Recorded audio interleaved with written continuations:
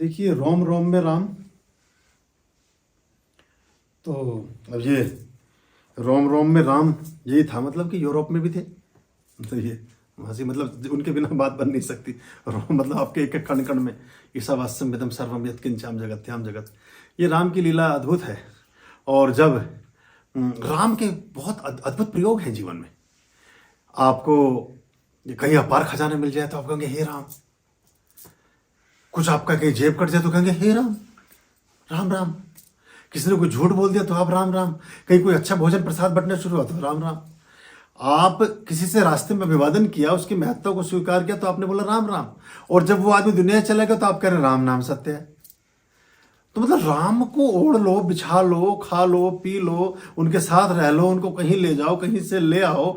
ये सारा का सारा बड़ा अद्भुत संयोग है। और ऐसी कोई दुनिया में ऊर्जा दूसरी है नहीं जैसा जो जो जादू राम नाम में है, और जो जो, जो जादू श्री राम के अस्तित्व और महत्व में है। और यही हिंदुत्व की एक प्रेरणा और प्राण प्रतिष्ठा है, एक चीज है। अब देखिए, जो कार्बन डेटिंग एज का जो मापक पैमाना है, जिससे किसी भी तत्व की आयु का पता चलता हो, उसको कार्बन डेटिंग ढंग से साइंस में एक केमिस्ट्रिकल ढंग से उसको हम मापने का एक वो बोलते हैं कि इससे पता चलता है कि चीज कितनी पुरानी है।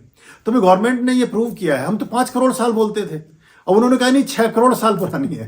6 करोड़ साल आज आगे मशीन काम नहीं करती। ये जब अस्तित्व कहीं बना होगा, जब ये सूरज से छिटक के पृथ्वी आकर गिरी होगी इस अस्तित्व में, इस ब्रह्मांड में, और ये आग का गोला और जैसे ठंडा होना शुरू हुआ, तभी से सारी चीजों के अस्तित्व है। और हमारे जीवन में हमारे जितने भी जन्म हैं, जब हम जलचर थे, जब हम जल में रहने वाले जीव थे, जब हम उससे पहले वृक्षों और पौधे और वनस्पतियों के रूप में थे, फिर जब हम थलचर थे, जब हम पशुओं की योनि में रहे, जब हम सरीसृप थे, जब हम कीड़े कीट पतंगे, सांप बिच्छू मच्छी मक्खर ये सब थे।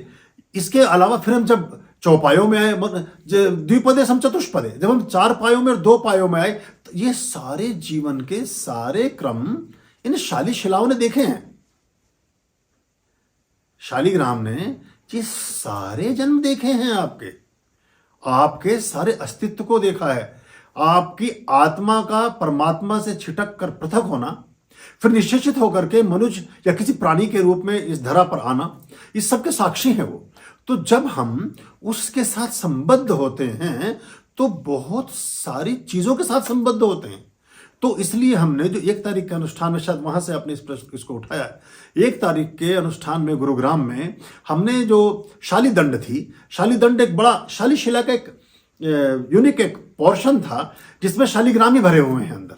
वो अभी खंडित नहीं किया गया, उत्कीर्णित नहीं हुआ, उसको पृथक नहीं किया गया, तो वो शाली दंड बोलते हैं उसको। ये शाली शिला का ही हिस्सा है। उसी का एक बहुत बड़ा पिंड, बहुत बड़ा एक टुकड़ा, एक ऐसा प्रस्तर प्रखंड चुना गया है भगवान श्री राम की मूर्ति बनाने के लिए। अब देखिए, ये बड़ी तेजी से चीजें विकसित होनी शुरू हुई हैं, और बहुत से इसके पीछे ऐसे ज्ञानी, ऐसे तपे बुझे, ऐसे संन्यास्त और ऐसे ध्यानस्थ और ऐसे एक्सपर्ट लोगों की परामर्श है। कोई मेरे से परामर्श नहीं लिया किसी ने, पर जिन्होंने भी दिया बहुत अच्छा परामर्श दिया। इससे ये होता है कि शाली शिला के दर्शन मात्र से, और जब वो उत्कीर्णित हो जाएंगे राम, सीता और लक्ष्मण के रूप में, जब वो हमारे श्री विग्रह परिवर्तित हो जाएंगे देव प्रतिमाओं के रूप में, तो उनकी पावर और भी ज्यादा बढ़ जाएगी।